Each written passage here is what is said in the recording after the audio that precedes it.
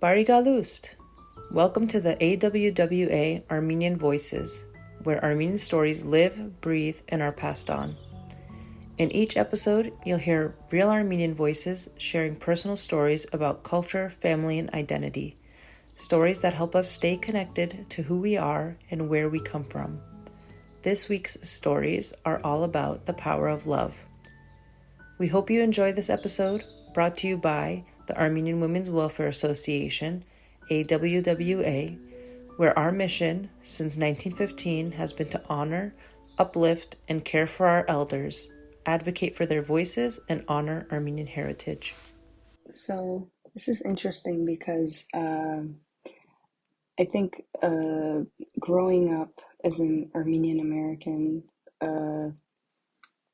it's a loaded word, loaded hyphen, because the general Armenian-American construction is someone who's been in this country generationally, often since the genocide.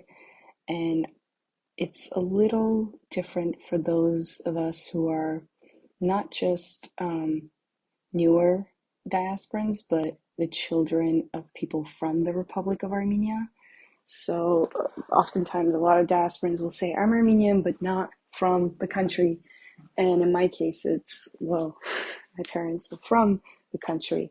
And their parents were immigrants from Western Armenia. So it adds this extra thread where I find that a lot of first generation Armenian Americans, children of people from Armenia, have a very different experience coming from the post-Soviet experience, not building generations of wealth. I think there is like a class struggle there, but all that to say, definitely my paternal grandmother, who was an immigrant from Syria to Soviet Armenia and then ended up in LA, and then here on the East Coast. She was a fascinating person. I got to spend the last 9 almost months of her life with her, working from home and just being with her, and writing down her stories. I have a diary that I kept, a journal. Her talking about her childhood, her talking about her mother, who was an orphaned genocide survivor. And that became, honestly, one of the first creative writing experiences, my first foray into creative writing. And I built upon that even in the over 5 years since she's passed, just constantly going back to those stories and memories and building upon them. And I think what I find so crucial now that I'm in this position, like working at an Armenian paper and being around Armenians all the time, from different places and different backgrounds, and inevitably this word of this concept of cultural preservation comes up, and I want to push back on that, specifically the word preservation, because you don't preserve something that's alive, you preserve something that's dead so that it's not buried. And I don't believe that Armenian culture is dead. I think that does a disservice to us and to our ancestors and to their survival. And so I don't like the premise, even though it's very, very common. It's the standard from every Armenian, even cultural organization will always say we're working to preserve Armenian identity and language. And I'm thinking, language is a lived thing, identity is a fluid thing. You don't preserve something that is living and breathing and morphing and changing and adapting. So I think that's where the importance of culture lies for me, is that I refuse to ascribe it a death date.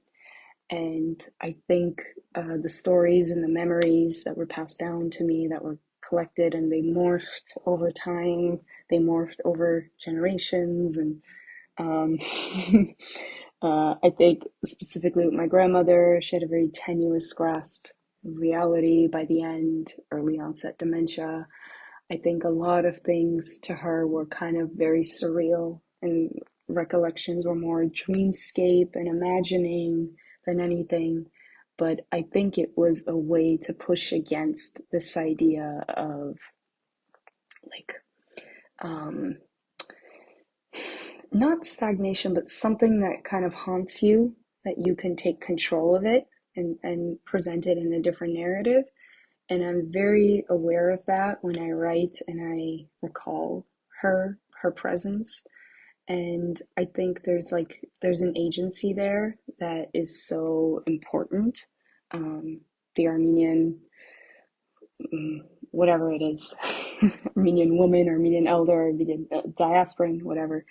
So I think it's impossible to not have had an effect on me. I think it's,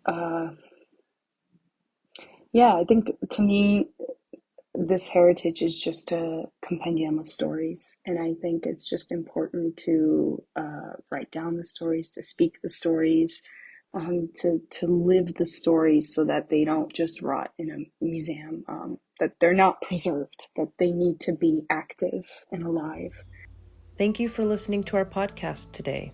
We hope today's episode offered insight into the Armenian experience. To explore more resources or make a donation to help further our mission, please visit www.awwainc.org.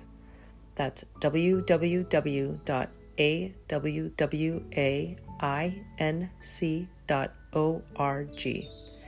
Your support makes a lasting difference.